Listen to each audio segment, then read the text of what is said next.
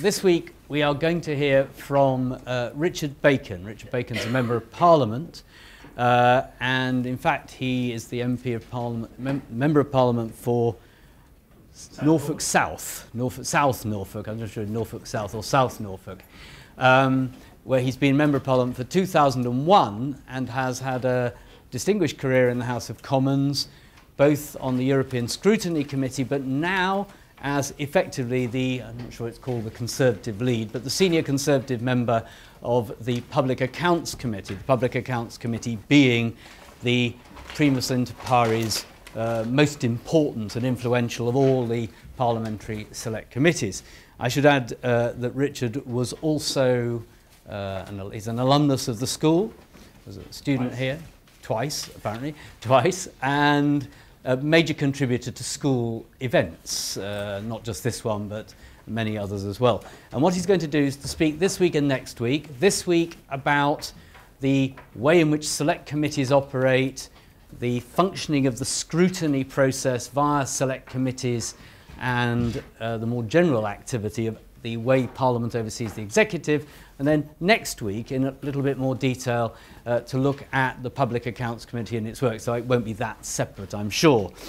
Richard has recently produced a book on the subject of holding the executive to account, based on to a significant degree on his work as a senior member of the PAC. But I'll leave him to say more. Richard. Tony, thank you very much indeed. And I'm very pleased to have this technology here so I can show you one of my favourite paintings in the House of Commons right at the start. But I'm also distressed to be behind this blocking thing, so if you don't mind, I think I'll come out. This painting is by Vivian Forbes. It was painted in the 1920s. And as you walk into the House of Commons, and by the way, if any of you haven't been, please do, because it's one of the best things to see in London. The Houses of Parliament are United Nations World Heritage Site, and everybody should at least take the opportunity while being in London to go and visit. And of course, it's a public building. We have 780,000 people visit every year, and all the committees, including ours, are open to the public, so you can go along and watch. As you walk in through the public entrance, which is now through Westminster Hall, and turn left into what's called the St Stephen's Hall, which is an old chapel with a very tall ceiling, which used to be where the House of Commons sat many years ago. There are a series of paintings, and the one at the end on the right, just before you go up a few steps into the central lobby, is this one. And it is called Sir Thomas More Refusing to Grant Wolsey a Subsidy, 1523. Now, those of you who remember you're a man for all seasons will think of Sir Thomas More as the Lord Chancellor who had his head chopped off by Henry VIII for refusing to sanction the divorce of Catherine of Aragon and the establishment of the Church of England. And of course that was absolutely true, but this was slightly before that. This was in 1523 when he was Speaker of the House of Commons and Cardinal Wolsey was still high on the hog. And the caption underneath the painting says, Sir Thomas More, as Speaker of the House of Commons, refuses to grant King Henry VIII a subsidy without due debate. And of course, the idea that the power of the Commons and the power of Parliament, but particularly the Commons, has stemmed from its ability to grasp control of money, the means of government, goes back into the mists of time. And when I was preparing for this, I thought I'd Google the words evolution of Parliament to see what would come up, because as a non-historian I thought it might be quite useful. And there is in fact on the Parliament website, if you Google the evolution of Parliament, the first thing that comes up is a very handy snapshot of the last 1,000 years, which is on the parliament.uk website. Referenced to it's a very high academic standard with lots of further reading material, but with the kind of succinctness which undergraduates tend to get on their knees and pray for when they're trying to cope with so many different things. And I found it a very useful little summary. And the key point was that I don't know if anyone saw Richard II with David Tennant in The Barbican recently, but at the end of the play, of course, Henry Bolingbroke snatches the crown from him and becomes king, and has a very shaky, this is in around 1399, has a very shaky hold on the crown. His father was John of Gaunt, who was the third son of Edward III. So the new Henry IV had a quite shaky claim to the throne. There were people who had a better claim than he did, and he needed the support of the Commons, as well as, of course, for the normal reason of getting money. He needed it politically. And so he agreed quite early on, in 1401, that the Commons should have the right to have its say and to have its grievances dealt with before the grant of monies, before the grant of taxation was agreed to by the Commons. Then in 1407, Henry IV forgot all his good intentions and started parleying directly with the House of Lords and with the nobles without paying too much attention to the Commons, who got into such a strop about that Henry IV more or less had to agree formally to affirm the right of the Commons to initiate all grants of money. And the Commons has jealously guarded that right ever since. So skipping forward very quickly 500 years, the origins of the Commons' control of money go back a very, very long way. And of course you see this replicated not only in the formal procedures, so that, for example, money bills involving finance have to start in the lower house, but you see that in other legislatures around the world, even ones where the upper house is democratic. In the US, the House of Representatives has the right to start money bills, and it all stems from this history. So the idea of money playing an important role is not new. The idea of committees playing an important role is also not new, certainly for at least the last couple of hundred years or so.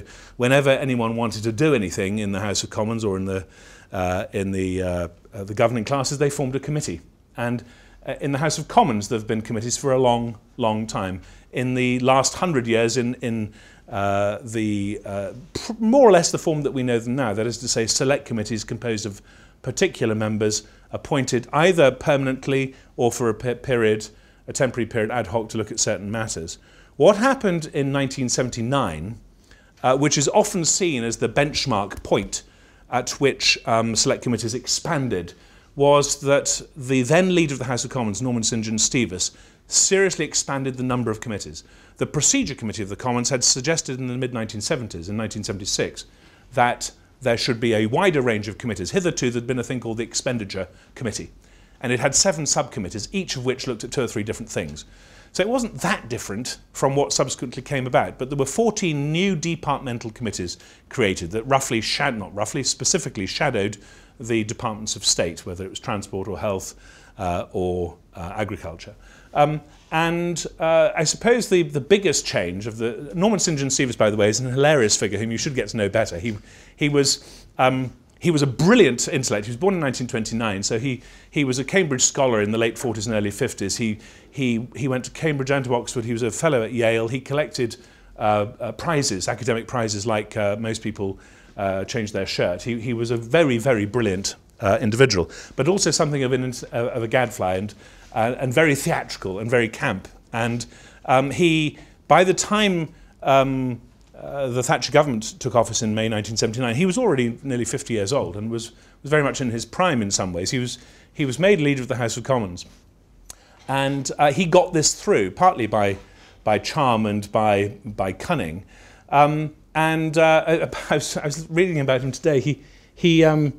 There's a very funny obituary of him in The Guardian, the 5th of March 2012, by Edward Pearce, which I do recommend you to go and read. There's far too much about him to read, but one anecdote I can't resist telling. He was very known, among other things. He was an enormous social climber and very well known for being a name dropper. And someone once said to him, "Norman, you know the biggest problem you have is that you're such a big name dropper." To which he replied, "Do you know the Queen was saying exactly that to me just yesterday?" And he only lasted 2 years because, unfortunately, his sense of humour was rather too well developed for Mrs. Thatcher's taste. But he got this reform through. And I think if you look at the last 35 years, you can see a steady progression of influence of the select committees since then, which is tempered mostly by the degree to which members of Parliament individually do or don't take an interest. There's no great... there have been certain changes since, the most important of which was in 2010, the election of select committees, because hitherto, despite the fact that in 1976 the Procedure Committee had said, quite specifically, we should have departmental select committees and they should be beyond the control of the whips. For most of the time subsequently to that, they were in the control of the whips. And speaking personally as somebody who got elected in 2001, I had decided quite a long time before I got elected to Parliament that I wanted to be on the Public Accounts Committee because I thought it was the most interesting place. So I spent quite a lot of time lobbying anyone I could think of, including all the relevant party whips, because that's the way it happened. It was a sort of smoke and mirrors exercise. But in 2010, it started being elected, which is quite important because what had hitherto happened was that this happened to Sir Nicholas Winterton and it happened to Gwyneth Dunwoody. The government of the day, the Thatcher government in the 80s with Nick Winterton, got rid of him successfully as chairman of, chairman of the Health Committee. Gwyneth Dunwoody under Blair was doing a similar service by irritating the Blair government. She was so acidic, she was known as Vinegar Lil. And she was a Labour MP, she was the MP for Crewe and Nantwich, and she had a golden Indian summer. She only came into her own quite late on in her career. And they tried to get rid of her. They put out a motion on the order paper listing all these proposed members of the committee, which did not include her. And everybody, including lots of Conservative members, said we're not having that. And lots of Labour members said we're not having that. And put down an amendment that included her name, and she was duly resurrected, and then the committee elected her as chair. What we now have, which does create a very, very visible distance between the government of the day and the committees, is that all the members are elected. Most of the ordinary members are elected in their party caucuses by proportion. So, for example, we have 6 Conservative members and 5, I think it's 5 Conservative members, 4 Labour members, and well, the chair is, in our particular case, is a member of the opposition. But they're elected in their party caucuses, and then the chair of the committee is elected by every member of the House of Commons. So for me, only Conservative MPs would have had a vote. For one of my Labour colleagues on the committee, only Labour members would have had a vote. But for the chair of each committee, all members of the House of Commons have a vote. And that does give them a degree of independence and authority. And it means they cannot, in the same way, be got at by the whips, and they certainly can't be removed in the way that did used to happen. I heard on the radio the other day this Parliament being described as the Parliament of committees. And it's certainly true that since 2010 there has been a flowering and a greater degree of attention paid to select committees than probably ever before. And it's partly to do with the extra independence. It's partly to do with simply the extra level of activity. And the biggest change actually in 1979 was simply for there to be more committees and for them to be more active. It wasn't such an enormous watershed as all that, except that they simply became more active. I think since 2010 they've become more active still, not least because in the backwash of the expenses crisis, 232 new members of Parliament were elected across the piece in different parties. And speaking as an MP who was elected before that, in the old days, if you had an adjournment debate at 10 o'clock at night on a Tuesday or on a Monday, you might expect that it would be you and the minister and maybe somebody else who happened to have wandered in. I held an adjournment debate on, it happened to be student visas, Tier 4 visas, because the Vice-Chancellor of my local university is a constituent, and he'd drawn my attention to the subject. And about 20 people turned up. This was for a 30-minute debate where you supposedly speak for 10 or 15 minutes and the minister replies. And I think something that's been under-remarked is the extent to which the entry of a very large number of new MPs at the last election did invigorate Parliament tremendously and breathe new blood into it, and or wash new blood into it, if you like. And that has seen its reflection in the level of activity of the select committees. So you've seen, for example, over the phone hacking affair, the Home Affairs Committee very, very active with its chairman Keith Vaz. You've seen with the Culture, Media and Sport Committee with John Whittingdale as its chair, but other very active members of the committee over the interrogation of Murdoch. And you've seen on our committee a whole range of different things which have attracted the attention of the media. One thing I think is worth emphasising is I mean, I've always been very frustrated by the fact that in the House of Commons, it was a former editor of Panorama who explained this to me once. When you're trying to decide whether something's good television or not, you need 3 things. You need pictures. I mean, it sounds trite, but actually, if you haven't got pictures, you haven't got television. You need human interest and you need conflict. And the reason you see Prime Minister's Question Time on TV more than any other item is because it's got all those 3 things. It's got pictures, it's got human interest, and it's got conflict. If you don't have those, you don't have television per se that's worth watching.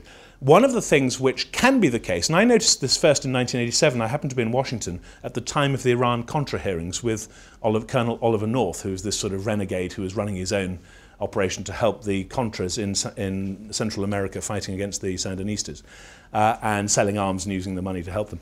And he was just a talking head in a committee, in a room like this.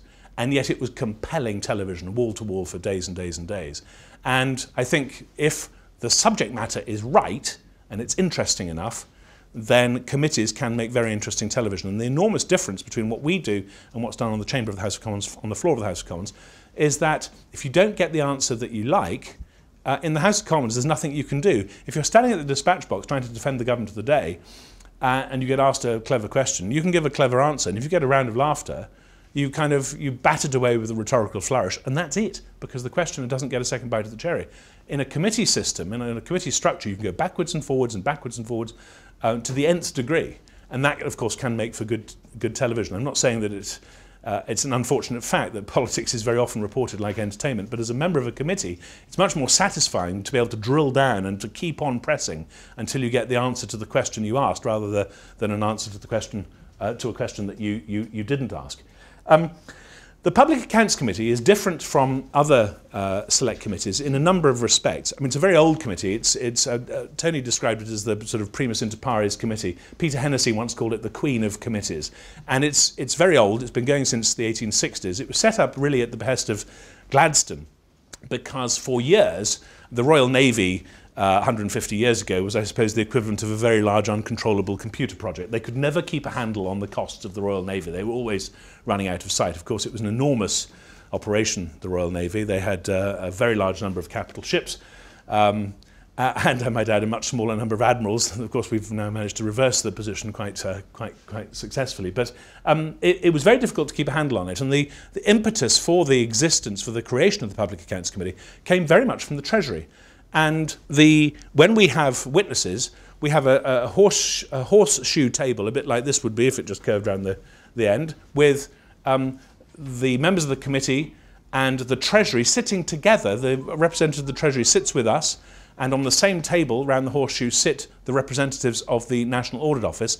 And then over there, as it were, we have the witnesses lined up, accounting for how they've expended public money. So the Treasury has been involved in the Public Accounts Committee from its foundation and is a supporter of the work of the committee. When government departments reply to our reports and our recommendations, they do so through what is known as a Treasury Minute. It's actually issued by the Treasury, but obviously with liaison with the relevant department, be it transport or health or whatever it is.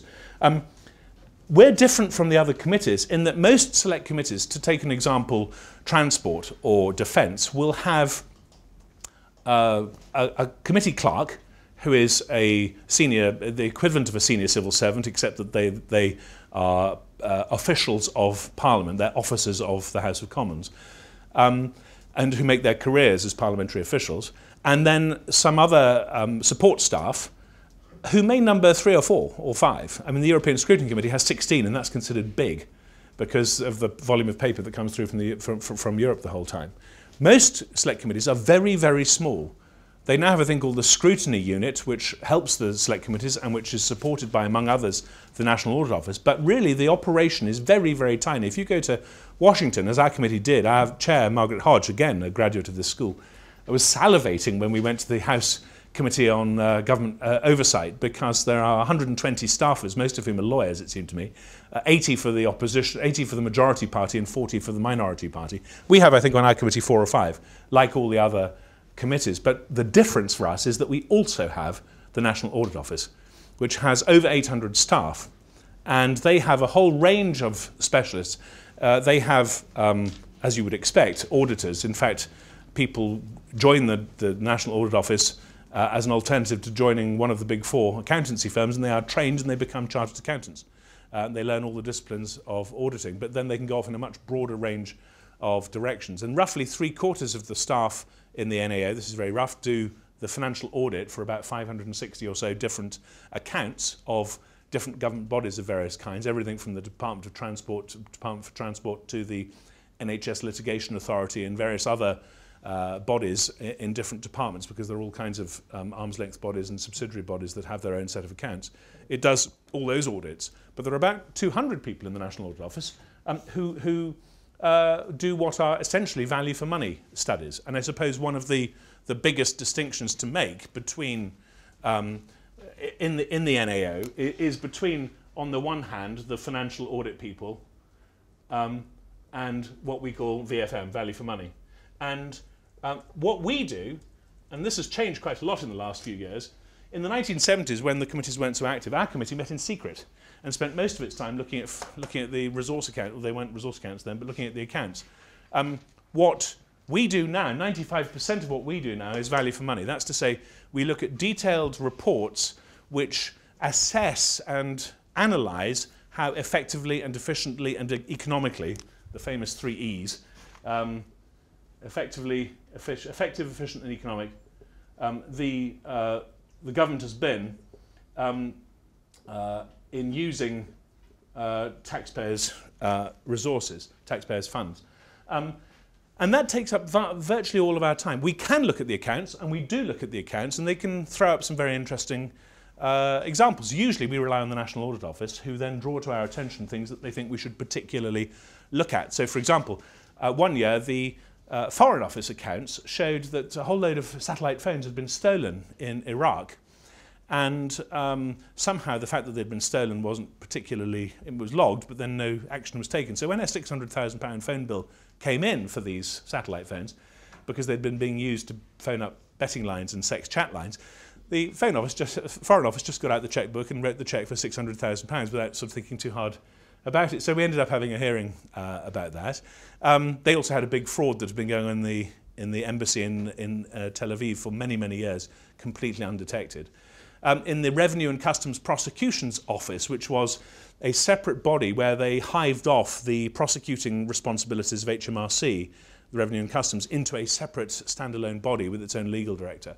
The legal director, knowing nothing about running organisations, decided that in order to run the organisation properly, he needed the HR, the finance, the IT, he'd get a chief operating officer. So he hires a chief operating officer whose first act within a day or two of starting work is to hire his wife to do £100,000 of HR consultancy. So we thought we'd take a look at that. And so we do look at the financial audit from time to time, and you do get some fairly colourful and recherche stories coming out of that. And I'm always advocating that we should do a bit more of that, but the question is how you fit it all in, because the National Audit Office does 50 or 60 studies a year, main studies, in addition to a lot of other work that it does for government departments, which you may find on its website, but which won't necessarily be given a huge amount of public discussion. It's mainly done almost as a kind of in-house consultancy exercise for HMG, for the government. And so we don't necessarily take evidence on that. But even the work that they do that is intended for us, there is so much of it that fitting in extra hearings is not easy. And as a committee, we run quite hot. We meet twice a week minimum, whereas most other committees meet once a week. And sometimes, in addition to meeting on Mondays and Wednesdays, we meet on Thursdays as well. So there's quite a lot going on. And we work differently from other committees in that most committees set their own programme pretty independently. And although we can do what we like, we have an enormous self-imposed parameter, which is an enormous advantage. Self-imposed in the sense that we don't have to do this, but an enormous advantage in that if we take advantage of the statutory rights of the NAO, who have statutory rights of access inside government departments and can look at everything. They can look at every email. They can look at every single invoice. We can get at, through the National Audit Office, information at a much higher level, at a much more, much higher level of specificity, a much higher level of granularity, if you like, than most other select committees would be able to do. So that gives us a big advantage. And under the National Audit Act 1983, I should just say in passing that the National Audit Office function, that's to say what in most polities is called the Supreme Audit Institution function, and most written constitutions will have a clause somewhere that says there shall be a court of auditors. We have had for many years an internal audit function. It was part of the Treasury. It was known as the Exchequer and Audit Department of the Treasury. And it was set up on a separate independent statutory basis in 1983, and the Controller and Auditor General, who is a very important figure. He's the senior officer, is the French way, comptroller. And of course the United States have one as well. He is an officer of the House of Commons, And he is given, in the 1983 Audit Act, a whole series of special statutory rights and responsibilities, including this value for money work. And it's really in the last 30 years that the value for money stream has developed so much, so that when you hear a reference to the National Audit Office report on the radio, they're almost always talking about the CNAG's value for money work. It's also worth saying there is a big distinction in different types of, I'll come on to international comparisons a bit later, but it's worth saying that there's a big distinction in different political systems between what you might call the Anglo-Saxon approach, which is an audit-led approach. It has differences and similarities with the auditing that goes on in the private sector, declaring that accounts represent a true and fair view, and so on. And what you might call the juridical approach, which you find in most Roman law systems. So whether you're looking at France or Germany or Italy or Spain and many other Roman law countries, you will find essentially a court which prosecutes cases. It's a very different approach, and actually, in terms of the two understanding, I've been in rooms with groups of Anglo-Saxon national auditors and groups of continental Roman auditors, and they are sliding past each other, trying to find something to grasp onto in order to understand what the other is doing. If I have time, I'll say a bit more about that later, but they're very, very different approaches. But in our approach, the Public Accounts Committee has a special statutory status in relation to the NAO. That's to say, the NAO is obliged to consult the Public Accounts Committee on its work programme. It doesn't mean it has to take notice of it, but it is obliged to consult it. And in practice, of course, what happens is that there is a fairly regular dialogue about the future programme. And if they think we're interested in things, they will pursue them if they think that they have merit. About a year ago, it was drawn to my attention that the government spent about £400 or £500 million on Tamiflu, which is a drug that has some efficacy if you have a cold.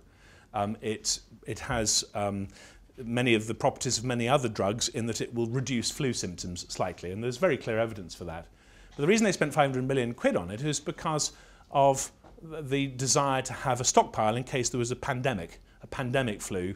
And this was despite the fact there's absolutely no evidence that it has any effect on reducing complications. That's to say your likelihood of getting pneumonia if you have flu, or the likelihood of death.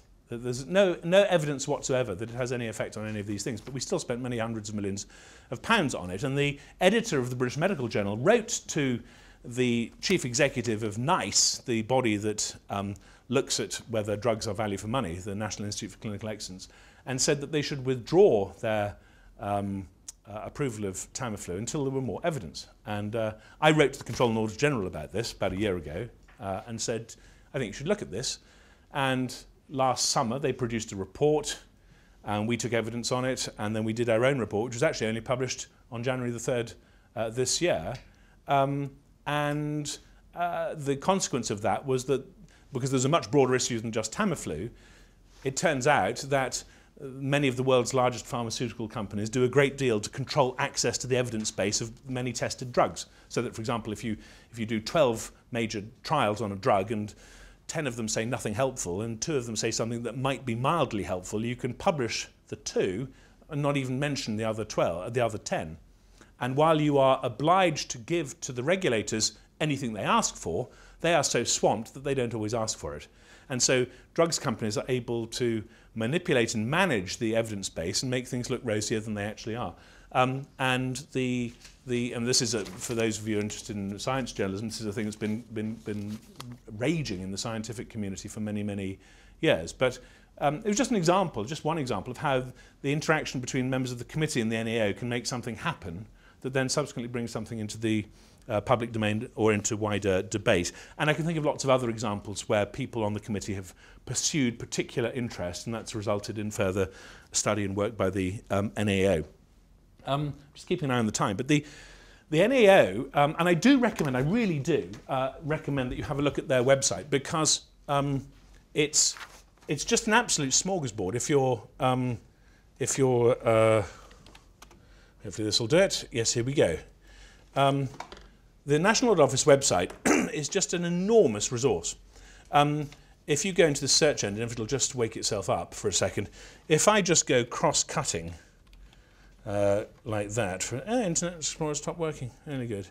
Anyway, perhaps it'll wake up in a minute. No, not yet. But anyway, the National Audit Office web, nao.org.uk, if you go and have a look at that, the search engine, and this is an organisation that produces 50 to 60 detailed value for money studies on a whole range of different subjects involving government activity every year. So since I've been on the committee since 2001, they've probably done about 600 or so. I've lost count. I haven't tried to count how many hearings I've sat on, but it's roughly about 50 a year, and I've been doing it for 12 years. And that really is an enormous resource. And I mean, I ought to say this, because I'm certainly not on commission and I'm not plugging them, but I mean, when I was an undergraduate, it never occurred to me for one moment that this was a body that one could go and work for. And yet they're a big graduate recruiter, and they train people like the management consulting firms do and like the accountancy firms do. And if you go and work for them and you get trained as an auditor, as a chartered accountant, and then you can spread your wings into broader work, including the value for money work, where you're working for some of the biggest organisations in the country. And you would find, if you were to do that, that a few years later you would have a set of disciplines and analytical skills that would make you highly marketable. So by the time you're in your late 20s, once you've been there for 5 or 10 years, you'd find a lot of people, including most of the big consulting firms, who'd be wanting to bite your arm off. But I just thought I'd say that in passing, because it's something that no one ever told me when I was an undergraduate. The NAO's strategic priorities, they describe as 3: informed government, financial management, and implementation. Informed government simply means what it says, that government should know more about what on earth it's doing, that it should be basing its decisions on reliable, comprehensive and comparable information, which is scarily often not the case. Oliver Letwin, who I think, bless him, he's a wonderful man, came to the PAC not so long ago, and he was saying, I think it was in 2011, I quote him in my book, that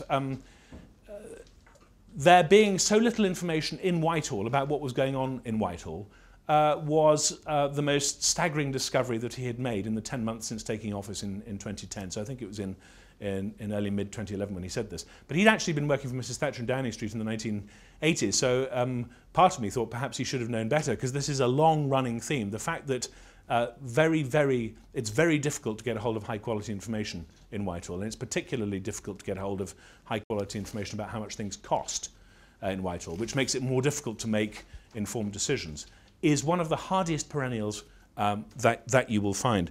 And the second point, their strategic priority of financial management, is to get departments to start thinking about the finance functions within their organisations in a much more holistic way. I found this. I think I lifted this from the NAO website actually. But anyway, financial scrutiny is not a narrow exercise of poring over figures, but is about ensuring effective management of finite resources to achieve purposes such as better hospitals or better equipped troops. Knowledge of departments or the government's finances should underlie and inform much of the work of departmental select committees and the House. And actually, I now know that that doesn't come from the NAO website. I can tell you where it comes from. I'll tell you at the end. It's on my reading list. It's from the liaison committee report that came out in 2007, published on 2007-8, the session, published in April 2008. But it's all on the reading list. The point is that not only is that not true of the way in which many departmental select committees go about their work, not only is it not as true as it should be about the way in which we go about our work on the Public Accounts Committee. I think we probably are less guilty than most in this, because we're at least aware of the issue and try to focus on it. It's also not true of the way many government departments go about their work. I think when the government introduced resource accounting and budgeting in the early 90s, which has been an enormously long task to try and get public sector accounts onto something more akin to accruals accounting, the sort of accounting that you would have in the private sector, so you recognise liabilities as they arise and so on. The idea was not just to have a bit of number crunching for fun, but to provide managers with higher quality information to help them make better decisions and help them to rank their priorities better. And there's, I'm afraid to say, still a great deal of work to do in that regard, which is one of the reasons why the National Audit Office continues to make it one of its strategic priorities. The third priority for it is what it calls implementation. That's to say, to make sure that government departments understand each stage of what it is they're delivering and how they're doing it and how much it costs. There's a wonderful book by Hugh Hecklow, Aaron Wadalski, called Implementation.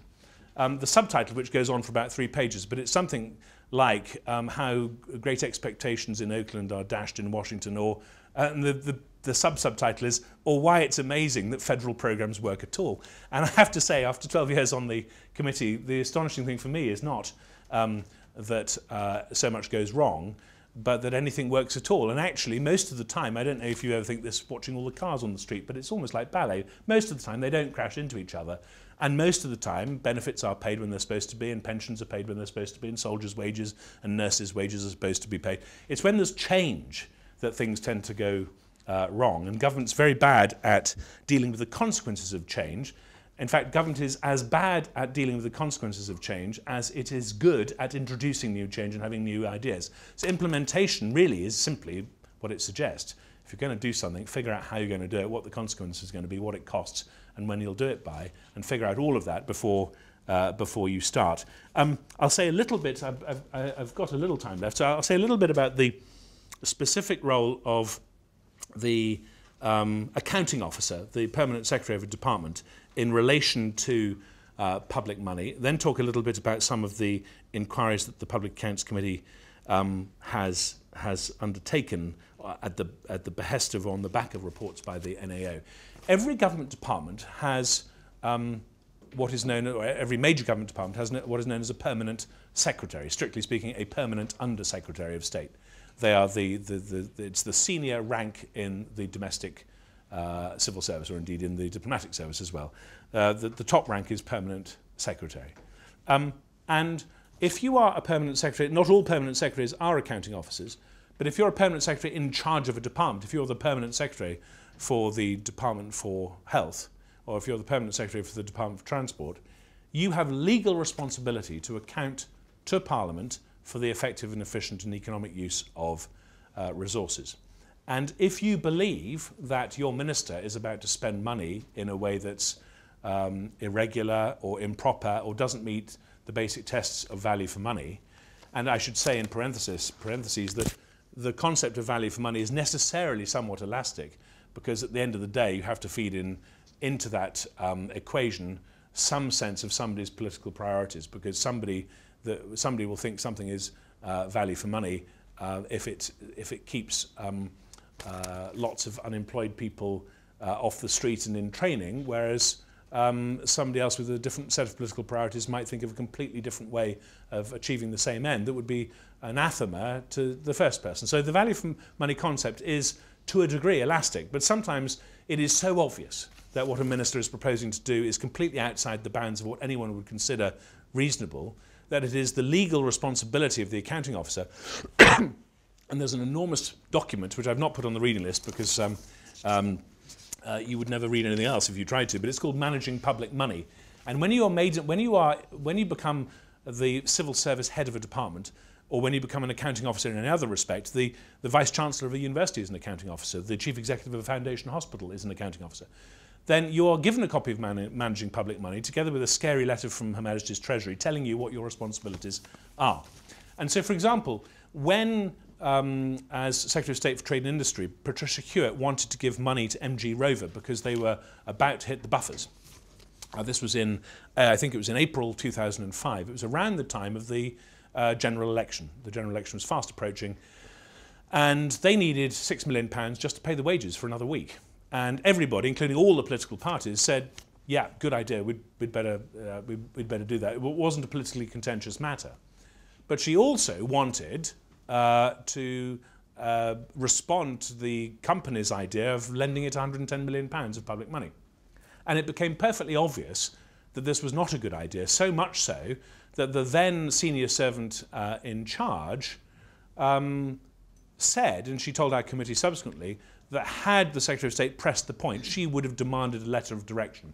in which case she would have responded, the letter of direction would have said, despite the fact that you don't think this is a sensible thing to do, I'm ordering you to do it. And in those circumstances, the accounting officer would then be exonerated should it then subsequently be drawn to attention of the attention of the National Audit Office or to the attention of Parliament. But of course, nobody wants to have a letter of direction, so generally nobody wants to be asked for a letter of direction. So it's a great way of getting a minister to back off if a civil servant thinks that what they're doing is beyond the pale. By the way, I can't not mention this. I know when I'm speaking in schools these days, if I say the words Sir Humphrey Appleby or Yes Minister, no one has any idea what I'm talking about. But I'm hoping one or two of you will. Anyway, go onto Amazon and look it up because it's £7.75 for the box set. David Davis, who used to be chairman of the Public Accounts Committee from 1997 until 2001, said there are lots of people who think it's a sitcom, but actually people in Whitehall know that it's a training film. And I paid, I think, 25 quid for mine, which did include Yes Prime Minister, which was the other two. It was 6 series. I think the box set only includes, the one for 7 quid only includes the first 4 series. But it's like 6 or 8 episodes each. It is unbelievably funny and good value for money. And also, I read one of the crits on Amazon, do go and read them, which said that what was remarkable about it was how little had changed in terms of the sort of the types of storylines or the tensions that go on, or the stunts that people pull, whether in the administration or in politics. And it's certainly worth looking at it. I thought I'd give you a few examples of some of the work that the National Audit Office and subsequently the Public Accounts Committee has done. These are just a few highlights. There are certain subjects, the support that usually absent fathers, not always, but usually absent fathers give to their children through the child maintenance arrangements, through what was known as the Child Support Agency, and to many of my constituents still is, the CSA, has been a hardy perennial for us because it was in many ways an administrative and financial catastrophe, and it caused a great deal of heartache to many, many people because it was so badly designed. So there's a subject which we've been looking at for many, many years and giving very, very critical reports on. The same is true of tax credits, which was the kind of negative income tax dreamed up by Gordon Brown when he was Chancellor, which is the reason why Her Majesty's Revenue and Customs accounts are qualified. They have a qualified opinion against them from the NAO because so much money has been paid out that shouldn't have been, that wasn't supposed to be. I mean, I'm talking tens of billions now over the last few years. We looked at gritting the highways. So I don't know if you years ago saw that photograph of the 30-mile queue on the M11 with all the cars. Well, that was because they forgot to grit the roads. And as somebody who was in the queue at the time, I felt a peculiar satisfaction when the chief executive of the highway agency then subsequently had to come before our committee and explain why he'd not got round to gritting the highways on that particular occasion. We looked at the selling of the gold reserves when the Bank of England sold at the behest of Gordon Brown, sold the gold reserves just before the world price of gold went shooting through the roof. We looked at the operation of the armed forces in Kosovo, in Iraq. You may remember the stories about boots that melted in hot weather and the body armour, which we spent a lot of money on, but which wasn't being issued to troops, not because we didn't have it, but because the army didn't know where it was, because they didn't have the right logistics software. And despite that's being identified as a key problem in the first Gulf War in 1991, guess what? It was still a problem in 2003 because of the very widespread tendency of government bodies to try and invent the wheel again and come up with bespoke solutions. Meanwhile, DHL and Federal Express and Marks and Spencer have been busy organising distribution of their products all around the country, and they can tell you that the lorry on the M6 has got the brown corduroys and the green jumpers, and that the lorry on the M3 has got the red shoes. It's something that you can do. Of course, the fog of war makes it more difficult, but I'll come on to IT in a second, but because one of the things that becomes very obvious if you spend a lot of time studying the implementation of government projects of all kinds and government expenditure of all kinds is just how central information technology is to nearly everything. One of the reasons why in my book I have a whole chapter on IT and the failure of IT projects in the public sector, and it turns out it's not just in the public sector at all. And it was, for me, one of the most interesting chapters to write, is because it is so central to nearly everything. Of the 12 case study chapters in our book, 8 of the first 11 are essentially IT failure problems, and so there's a whole section on that. And many of the problems, even if it's something like not getting body armour to the right place, it turns out actually to be an IT problem. You may remember the Criminal Records Bureau fiasco, where the government decided that to protect children and to make sure that the people working with children were safe to do so, they established a new bureaucracy called the Criminal Records Bureau, but then it didn't work properly, and it meant that lots of schools couldn't have staff because the staff hadn't been suitably vetted. I worked for VSO, Voluntary Service Overseas in Tanzania, a couple of years ago, and they had all members of staff working for VSO. I was working with an agricultural project in Tanzania, but all staff working for VSO had to have a CRB check. In fact, they had to have the enhanced check, and I duly got one. But I went to Tanzania.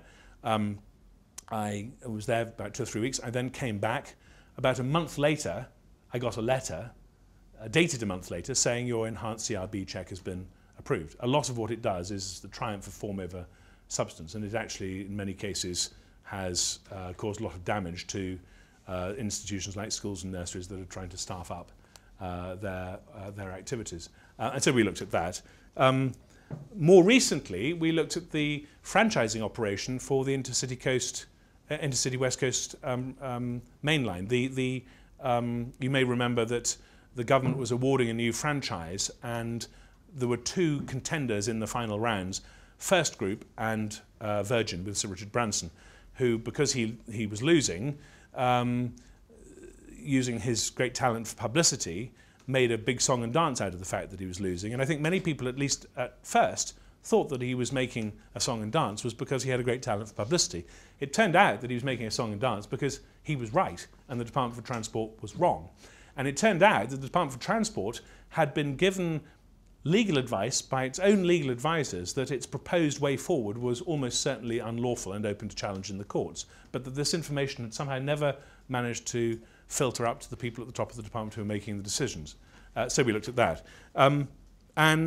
Of course, more recently, even still, we've taken to having a wider range of witnesses, including many from the private sector. We did an inquiry on, it was part of our standard inquiry that we do every year into the activities of Revenue and Customs.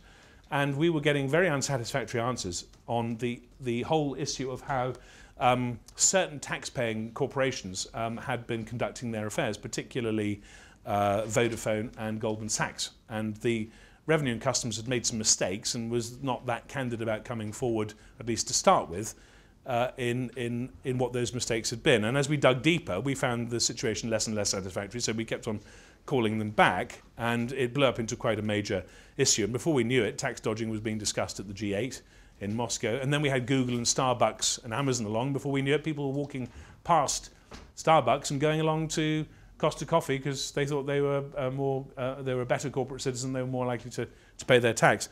So some of the things that we do end up making rather unexpected waves that we didn't necessarily expect when we started at them. I should say just one word in conclusion on my remarks about the NAO, which is the way we go about it is the NAO will do one of these value for money studies, which itself will take about 6 months probably.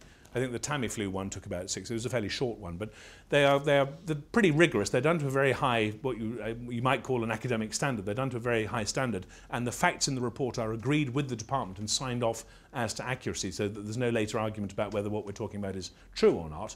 And then we can have a more fruitful discussion about how wisely the government acted, or whether it took sufficiently the various different risks into account.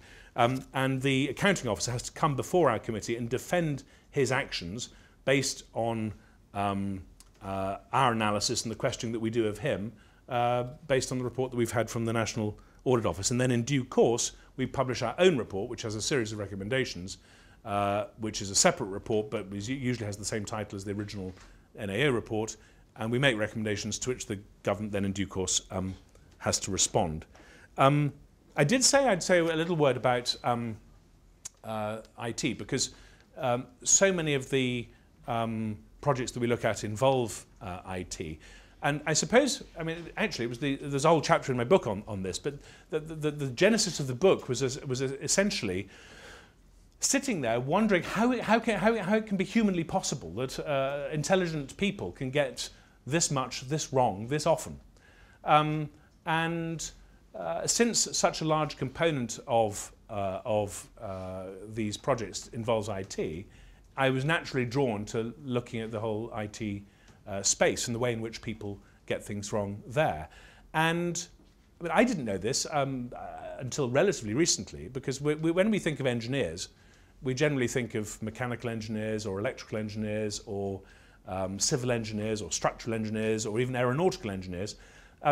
I don't think everybody would, when they're thinking about computer programmers or software writers, describe them as engineers. But within the IT space, that's very often how they describe themselves. They describe themselves as software engineers. And many of the disciplines that apply to other kinds of engineering also apply to software engineering, particularly if you want to do it well, particularly if you want your bridge not to fall in, particularly if you want your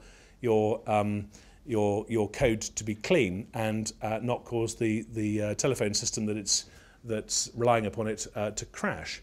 But the problem is that compared with all those other kinds of engineering, which are much better established and have had hundreds of years, actually in the case of how you build a bridge, thousands of years to work out how you build a bridge so that it doesn't collapse, software engineering is a much, much, much younger discipline. And unlike many of those other disciplines, when things go wrong, the reaction that commonly follows is silence. People go all hugger-mugger and keep it to themselves as to why there's been a failure. So you don't tend to have a learning curve or a learning loop in the way that you do in many other disciplines. If you look at air traffic safety, there are now very well established disciplines across the aviation industry that when there's an accident in an aircraft, if there's a new aircraft that comes along that's got, shall we say, to take a crude example, an area where people will often trip or they bang into it, the information about how this should be changed is very, very openly spread around the entire industry, around the entire aviation industry, so that the lessons are learned very, very, very quickly. And there are probably different examples where there's a degree of openness, and I think when Alan Mullally was changing Ford and turning it into what he called the One Ford program worldwide, one of the reasons it became successful, whereas the previous attempts 20 years previously had not been successful, was precisely because of encouraging this degree of openness and honesty. And one of the things that characterizes IT programs that go wrong more than anything else is a lack of openness and honesty. The reason for this very often is you'll have a decision taken that a particular government program is going to go ahead. To take one at random, the introduction of a new method of paying for welfare benefits. We might call it universal credit, to take one example, without necessarily thinking through all the consequences. And it happens again and again and again that someone in authority, politically, I didn't mean to single out the Department for Work and Pensions, this happens again and again, will say, I want this done, we're going to do it by a certain time or date, without considering what are the intrinsic problems in software terms that might make it difficult or perhaps impossible to do it. But instead of having an open and honest conversation in which people say, you do realise this is impossible, or you do realise this is going to take you 6 times longer than you thought, people get their heads down and hope it'll all go away. And the only time you realise it's gone horribly wrong is when several years later it all hits the fan, when the project, whatever it is, whether it's the passport agency can't issue passports or whether it's the Criminal Records Bureau that can't issue sanction for people to work in nurseries and schools, physically doesn't work and it comes to the attention of the public and it can't be ignored anymore. And that cycle happens again and again and again. And in fact, the most interesting aspects about IT projects are not really about IT at all. They're not really about technology at all. They're really about people. I had a bit of an epiphany with Ian Watmore, who was the head of Accenture in the UK, who now has a blog. I think it's called The Vicar's Husband, because his wife became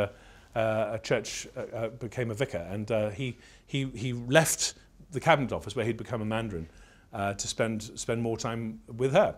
But I think he does some teaching and stuff as well.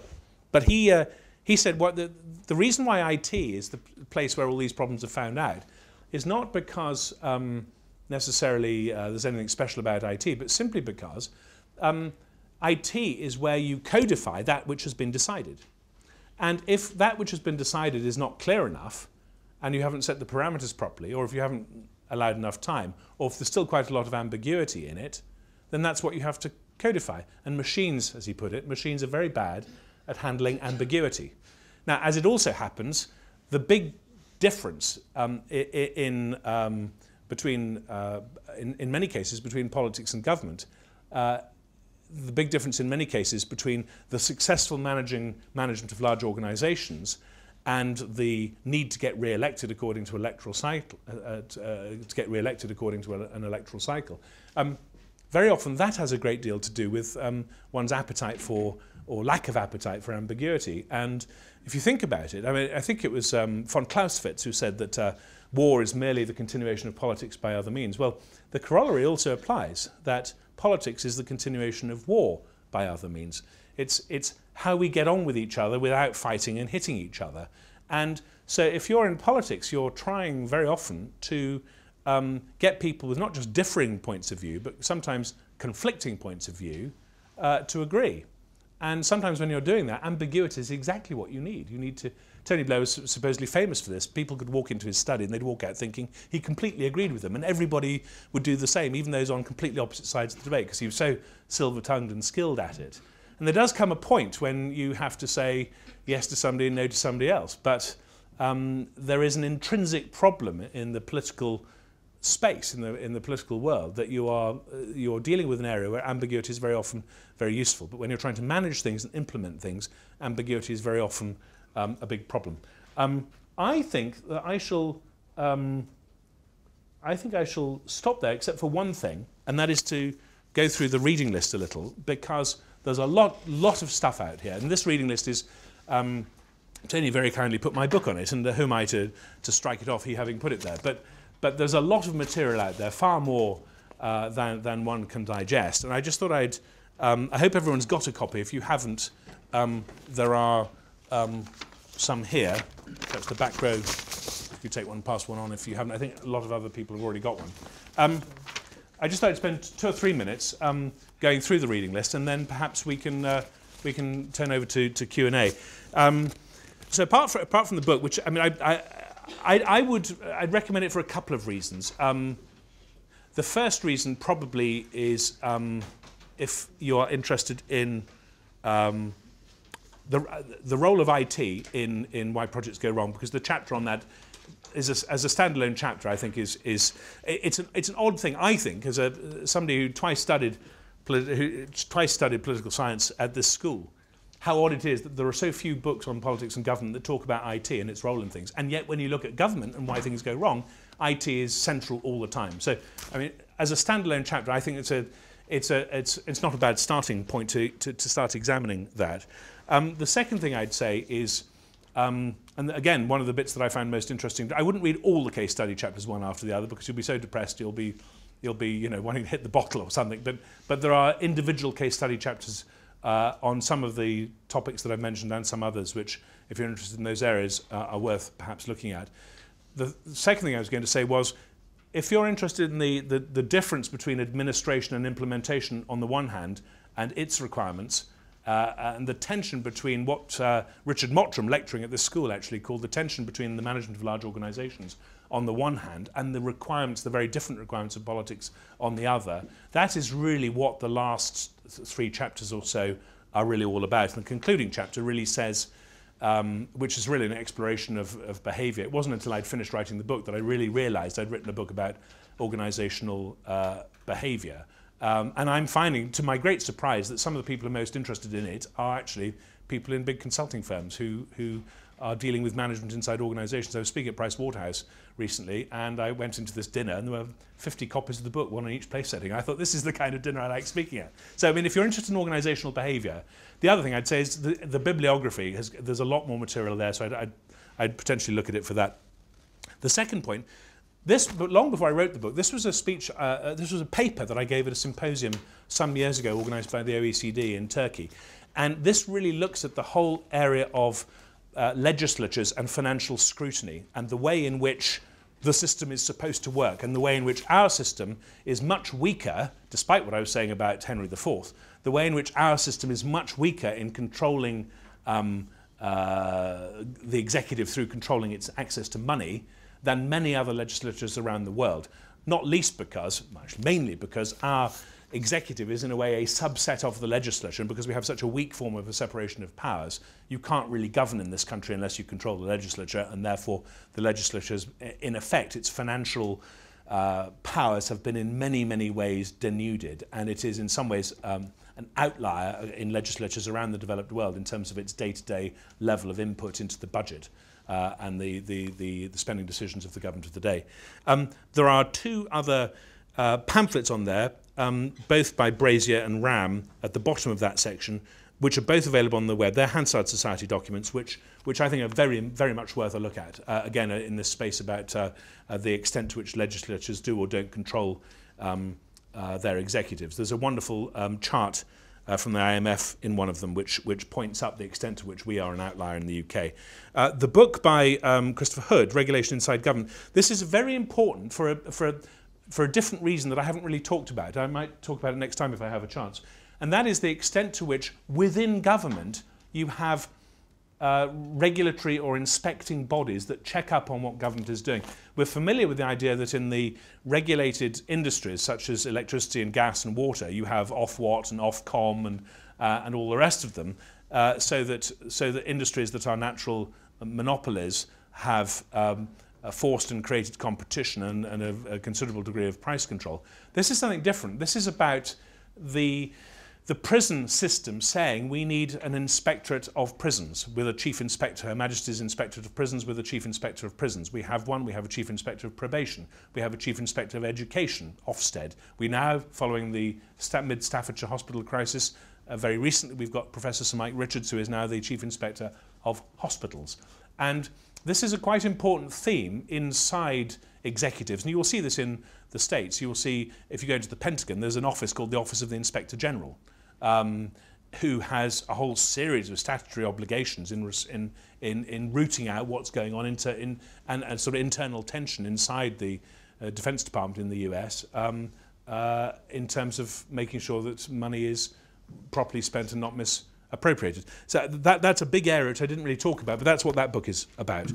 Then there are a number of other books. The first one, McEldowney and Lee, I found that essay within the future of Parliament and Public Money, particularly useful. I used that quite a lot in the paper that I referred to earlier. The Campbell-Smith Follow the Money is, if you're looking for something to keep your door open, it's ideal. It's 743 pages. It is an exhaustive history of the Audit Commission, quite separate from the National Audit Office, and now basically abolished by Eric Pickles. But its job was to audit local government and the health system. I mean, because of the development of hospitals, many of them have auditors of their own, and actually a lot of local government was audited by private sector auditors anyway under contract. That's now been wound down, but that is a very exhaustive history of that area. The next two are two of my favourite books, actually. Again, this is Aaron Widalski, The Private Government of Public Money.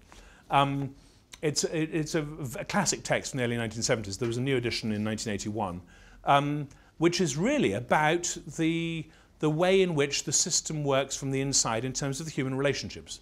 That's to say, the way civil servants get on with each other and the way they interact with ministers, and how people end up being up or down. In some ways, it's a very political and very human text, and very, very long, and an absolute delight to read. You can just pick it up at any page and just enjoy it. The same is true of a very recent book by an Australian academic called Rhodes, R-A-W Rhodes, Everyday Life in British Government, which basically, as an anthropologist, as a social anthropologist, he managed to get permission, Lord knows how, to follow loads of officials and ministers round with his notebooks and just sit there like a fly on the wall. And when you look into the index, you will often find the footnote is FNB, Field Notebook. He's just writing down what he finds. So that, for example, you go into a minister's private office and there's a big board up on the wall that's the diary. It's not the real diary, it's the diary that the private office shows to the world, by which I mean the civil servants inside that department. So when they come in looking for the minister's time, there are big areas blocked off that are entirely fictitious to try and protect the minister's real time and the real diary that only the private secretary and the minister know about. It's just full of interesting insights like that, so it's definitely worth looking at. The Middleton book, Government Project Disasters, They Meant Well, is a quite good IEA pamphlet that came out some years ago, looking at some of the most classic disasters, whether it was the advanced gas cool reactors or Concorde and several others. The list on the right-hand side, they are almost all parliamentary reports of one kind or another. The first one, the Liaison Committee report, is actually a quite good short survey of this whole space, and is definitely worth a quick browse. The second one, the paper Improving Financial Scrutiny, is actually about a 2-page paper with a short press notice above it, which followed a visit by the PAC to Washington some years ago and is worth a look at. The 6th report of the Procedure Committee, this is the 3rd one down, and the Accountability of Civil Servants, the House of Lords Constitution Report, the 5th one down. I've definitely got some good material in them. The Procedure Committee report is particularly worth looking at if you want to get into the really recherche topics of what are called the estimates and appropriations, things which mean much more in reality on a day-to-day basis in Washington than they do in Westminster practice, because most people, including, I confess openly, most members of Parliament would have trouble describing them to you because they are not part of our day-to-day world, even though they were, and even though we have a chairman of Ways and Means, and even though appropriations happen, they don't have the same significance or resonance or weight that they once would have, or that they do in Washington. The 5th one down, Accountability for Public Money, I'm sorry, the 4th one down, the 28th report, that's interesting for a particular reason. That we were looking at something very specific, and that is the effect of localism on accountability. That is to say, now that there's a great push, which started under the last government, but has been given a turbocharge by this government, of pushing responsibility out to hospitals and making them foundation hospitals where possible, or academies, or free schools, or indeed that police constabularies, police authorities will be abolished and replaced by elected police commissioners, so that supposedly the responsibility and the accountability is pushed out much more locally. When you ask, well, how do you know whether the money's been well spent or not? The answer is it's only too readily that the answer will come back, you see, there'll be a whole network of armchair auditors who will rise up, local angry parents or patients who will rise up if money is misspent in their local school or in their local hospital. Of course, this may or may not be true, but from Parliament's point of view, having voted the money and having given it to the department on behalf of taxpayers, that is not a good enough answer. We still want much more assurance that the money has been properly spent. And it is perfectly obvious that the government, having raced ahead with this business of localism and pushing out responsibility and autonomy locally, has not thought nearly hard enough about this. I was having an exchange with the Permanent Secretary of the Department for Education only the other day, where he was referring, we were looking at free schools. Lots of views about free schools, and I don't want to talk about free schools here per se, but the issue was that we were using public money. And he said, these are autonomous institutions. And I sort of had to say, Hank, can I just check that this is using public money, isn't it? Because it had almost apparently seemed to be of no account, since these were autonomous institutions that were being controlled and monitored locally. So that's really what that's about. It's very much more narrow and specific than the title Accountability for Public Money would suggest. Taking the measure of government performance is just one of many National Audit Office reports, and I would encourage you to go onto the website there. Evaluation in Government, another very recent one, it came out last December, but there are many, many more. And once again, that is not even remotely exhaustive. One of the things which I would encourage you to do, if you want to look further generally, and I mention this and I list quite a lot of them in the bibliography of my book, is look at the Public Administration Committee. Tony Wright, Dr. Tony Wright, who was an academic before he became a Member of Parliament for Cannock Chase, I think. He's spoken in this. Oh, good. And Tony is now, I think, back in academia. He was he's teaching at Birkbeck, I think, and UCL, and by the sound of it, LSE. Tony pushed through, as chairman of the Public Administration Committee, a series of reforms which bear his name, the right reforms, and that's one of the reasons that select committees are now elected. But while he was still chairman, and I think Bernard Jenkins has continued this, the Public Administration Committee does he's the new chair, still does a range of very good work. When Tony Wright was chairman, there was a whole series of very good reports, which I relied on very heavily. It's an absolute treasure trove in the latter chapters of my book, looking at relations between ministers and civil servants, looking at what it is that makes for good government. They did one on IT projects, among many others that have looked at, many other bodies that have looked at IT projects. So I definitely look at the Public Administration Committee as well. And with that, I think I shall stop. Thank you very much.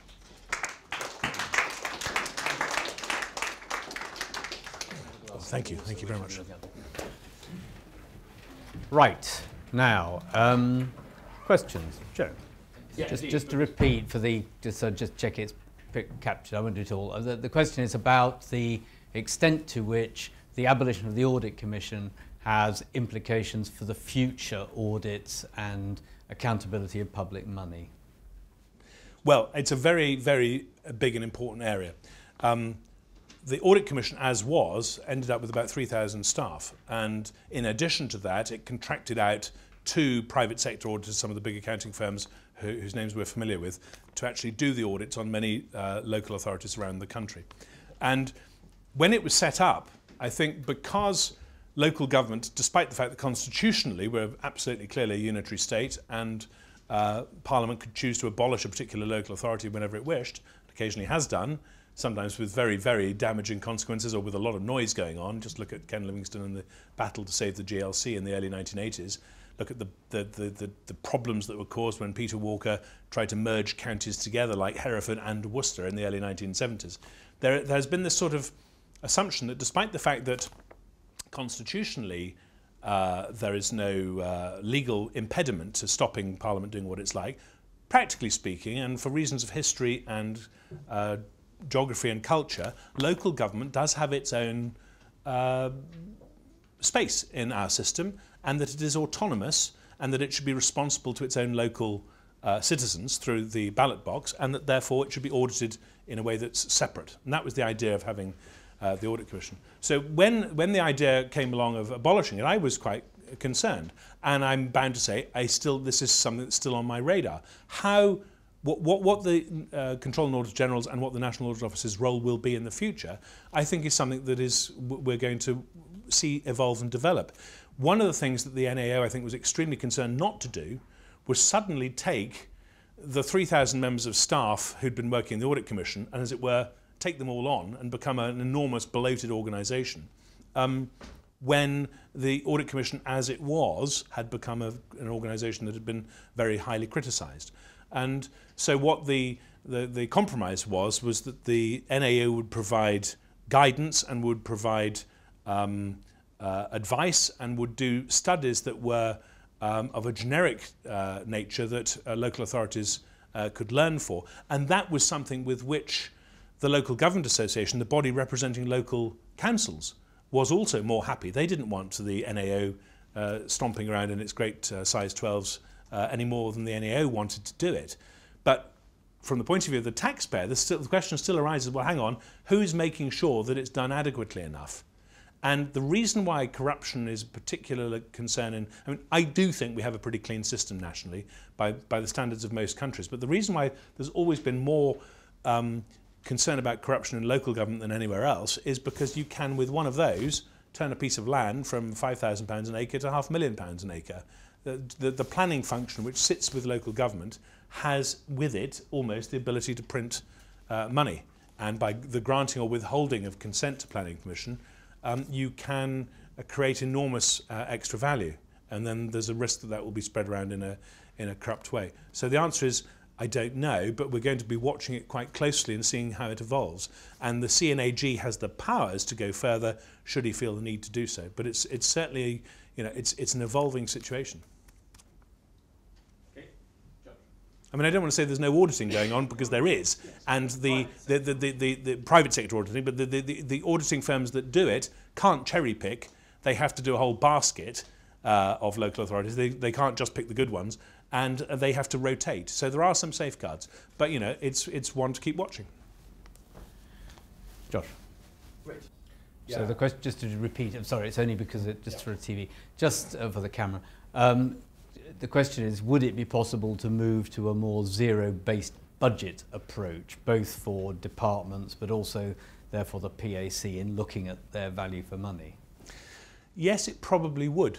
I mean, there have been some attempts to do more in the way of zero-based budgeting in government, and the tendency in government has always been to start from the previous baseline to get that as high as you can, and then say, well, that's the absolute minimum that we need, and then to go forward from there, which is why when you look at public expenditure, it's always going up and up and up and up and up, and has done for decades. And the National Health Service has had 4% more every year since 1948, and it's still not enough, and it never will be. There's an almost infinite demand for healthcare, especially free healthcare. So yes, I think there is scope for it, but it's also true that there are things such as political priorities, and that they differ depending upon political tastes, and obtaining consent through a majority in an election to pursue a particular course of action is something that should also be respected. And I think there needs to be a little bit of latitude for whichever party's in power to pursue what, I mean, to give you an example, to pursue what are its chosen goals. That doesn't mean that it should neglect doing whatever it decides to do well. In the early 2000s, in 1999, 2000, 2001, the then Labour government had a project called the Individual Learning Account, which is one of the early chapters of our book. The idea was to provide, what the idea was kept on changing, which was part of the problem, but essentially it was to provide a bit of support. There was £150 million in what had been called the Training and Enterprise Councils, the TECs. And it was rebadging that and dividing it up so that you could get 150 quid to 1 million people to help them with a bit of training. And it made a good newspaper headline. And the idea was that people who'd missed out, people who had no idea how to use a computer, they'd missed out at school, would have a second chance. And that this money, it's never too late, have another go. Sort of adult education. And there was lots of this sort of activity going on, and it was thought to be a politically attractive way of marketing this pot of money. But the only thing you had to do to get a hold of some of the money, if you claimed to be a training provider, was provide the name, your name, and the bank account where you wanted the money to be sent. That was it. There were no hurdles you had to cross in terms of quality thresholds. And lots of very dubious people came along and marketed all kinds of dubious schemes. Lots of people were defending it, and lots of trades unions were defending it, and it did do some good. It undoubtedly did some good.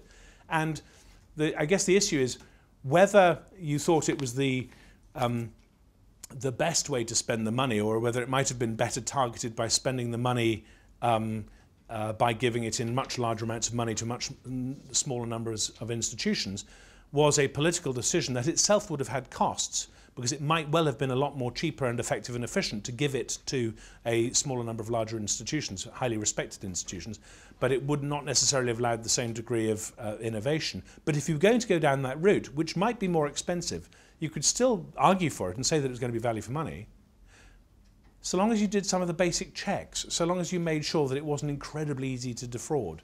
And I think it's always going to be the case that people are going to come along with new ideas, and in a democracy, I mean, it would be more efficient in many ways to have one chief constable.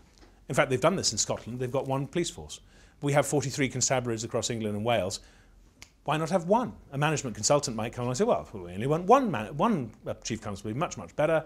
Goodness, I mean, the amount of argument between Norfolk and Suffolk about what kind of shirts they should have, and the amount of argument about procurement of uniforms, never mind all the other things that police forces buy, like vehicles and all the rest of it. No, we have to have a different shaped truncheon. Why? Because the people in our area have different shaped heads. I don't know. We know. Yeah, absolutely ludicrous arguments, where on an efficiency basis you would say, well, you should just scrap them all. But a few years ago, 10 years ago, when Charles Clarke, when he was Home Secretary, tried just to merge constabulary so that they became bigger, in our particular case it was Norfolk, Suffolk and Cambridgeshire, there was an absolute outcry for very good political reasons. If I want to go and see the Chief Constable in my area, I'm one of 8 or now 9 MPs in Norfolk, it's very easy to get in and see him. Actually, I'm seeing him this Friday. If I were one of 50 or 60 MPs across a region, a super region, it'd be much, much more difficult. So the constituents who come to see me with a problem, who want to know that I can get to the Chief Constable quite easily if I need to, they're probably much more interested in that than in how efficient the procurement of the uniforms is. So the trick is trying to do both while keeping the accountability and the democratic input and the availability. So there's never one answer, and it's always going to be shifting. Francesca. So the question is, are there enough people involved in actually keeping an eye on this very, very, very large sum of public money? And second, given the relatively small number there are, does it inevitably privilege their particular interests? Yeah. There are 60 million people in the country, and anybody can write to the Controller and Auditor General, and people do. Members of the public write to the CNAG with concerns, and they are sort of triaged depending on the seriousness or how apparently serious they appear to be. And the National Audit Office does do studies that result from things drawn to its attention by whistleblowers. And it's very important that that element, I haven't really talked about whistleblowers per se, but they are a very important element in the system. Plainly, if you sit on a committee where the Supreme Audit Institution, in this case the NAO, has a statutory responsibility to consult your committee, you're going to be more interested in the work of the NAO, in this case, than the average person. So you're probably going to have more input simply by dint of coming up with more suggestions, seeing more things, thinking more things, having more dialogue and conversation, which we do all the time anyway. But it's not only our committee, there are other members of Parliament that do this. I will often say to my parliamentary colleagues, when they say something to me, if it's relevant, I'll say, you should write to the Controller and Auditor General about that. And so it's not a closed shop by any means. In fact, I think they would say they would try and make it as open as they possibly can, because they need the eyes of everybody else to help them in doing their job, which is a very important job. They are independent. They're not civil servants. They're not answerable to any minister. They're answerable to Parliament through a very obscure committee called the Public Accounts Commission, which provides their budget. And all the Treasury does is sign the cheque when the Commission says what size the budget is, but they have to justify their budget to Parliament, and then they produce a stream of work which is then discussed by Parliament, but it's certainly not a closed shop. And if you've got an idea, you should write to him. I will. I mean, can I just ask, we need to finish in a minute, but I mean, when I was talking about the sort of theory of the way Parliament deals with public money a few weeks ago now, and I did talk indeed about appropriation accounts and all of that, but actually the one thing that you've touched on as well that is clearly very strange, I think, compared to certainly the United States, is the fact, and you touched on this, the fact that the House of Commons, the legislature, effectively can't change the budget at all. Yeah. It's only that the Public Accounts Committee, as this very powerful committee, can come after the event and look at the way money was spent, but it has no real route. The Commons has no route into this process as the decisions are being made about how the money is to be spent, or indeed the total that is to be spent. I mean, I don't want to steal your thunder for next week, perhaps, but do you see any merit in tilting that back so that Parliament did have, like Congress, more of a role? Well, yes, I do. And I do remember years ago when I was an undergraduate listening to Professor Bill Letwin in this very school describing the power and authority of a US congressman who'd been sitting on the same committee for 20 years, who knew the subject inside out, who'd been there and done that and got the T-shirt and had seen many projects and programs come and go and had seen many officials come and go, who had before him a callow 34-year-old Deputy Assistant Secretary of State for something or other who'd been in office for 6 months, who'd trying to plead for money. Because, of course, in the US Congress, they actually control the purse strings on a line item basis. And I remember at the time, as an undergraduate, very, very clearly thinking, I'll have a bit of that, So I've always wanted to shift the balance. But we shouldn't pretend that in a system where we have essentially a fused executive with a legislature, that's easy. I don't think it has to be the case that you can't be it's not one of those areas where you can't be a little bit pregnant. You could shift it along a spectrum slightly. If you go and sit down with the German Budget Committee, they will tell you, they will probably exaggerate it, depending on who you talk to, that they have some influence over the German government's budget. And they probably do, to some extent, in a way that individually we often don't, at least not formally through Parliament. And I think it is perfectly possible to imagine a set of arrangements whereby there was a little bit more room for shifting and finessing than is currently the case. As far as I mentioned the IMF chart that's in the Brazier and Ram pamphlet, describing the UK Parliament as being an outlier in terms of the tiny impact it has on the budget compared with almost every other legislature in the developed world. And I came across I think it was on the Parliament website yesterday, something referring to this IMF document saying, and this is why the IMF document's wrong because, and what they really meant was, because Parliament could if it wanted to. But the structural and cultural impedimenta are so great that you couldn't really, because if you vote down the budget, you bring down the government. So to all intents and purposes, it's not like that. What does happen, quite often, and happens much more informally, is that, so to take an example, Robert Halfon, the Member of Parliament for Harlow, a great campaigner, in last year's budget, he was saying, we've got to do something about fuel duty. We can't have fuel duty keeping on going up. And the Chancellor actually responded to it, and very explicitly responded to it. It cost about £1 billion, doing what Robert had asked for. Sometimes people will go into the Treasury privately, and obviously it's much easier to do this as a government MP than as an opposition MP, and lobby privately for things. And sometimes it'll be a combination of a public and a private campaign. Sometimes it'll be just private to try and get something changed, and sometimes that's successful. In terms of how we scrutinise, Tony's right that very often we're just coming in, as it were, ex post hoc at the end, but the Olympics are a very good example of it, where we started to come in several years beforehand. We knew the Olympics were going to be delivered on a certain date. The opening ceremony was going to be on a certain date, at which point we had to have a finished set of facilities and a stadium and all the rest of it. And we, so of the things that you normally control for, which are time, cost and quality, time was already completely written off in the sense you had no control over time. You couldn't make it quicker or slower, but you had a lot of other projects going on in London, like Crossrail and various other big civil engineering projects. This was pre-crash, pre-08-09, where people were very worried that there wouldn't be enough skilled manpower around and the price would be bid up through the roof. And the NAO was warning about this 8 years ago, when we first got the Olympics, and we as a committee did 5 or 6 studies on the Olympics way ahead of time, so that we knew that there was a particular problem with the aquatics centre, 4 or 5 years before the opening ceremony. And by that process, without questioning the policy, which was there shall be an Olympics, we were able to do a lot more to influence the outcome and make sure that there was a good and timely and cost-effective outcome. And I personally think David Pitchford, who was the Chief Executive of the Major Projects Authority, a new innovation in the Cabinet Office, which I'll talk about a bit next week perhaps, described the Olympics and the Olympic Delivery Authority as an intellectual goldmine in terms of how we can learn from it for projects elsewhere, and I think he's right. Richard, thank you very much, and see you again next week, and see you all again next week. Thank you very much.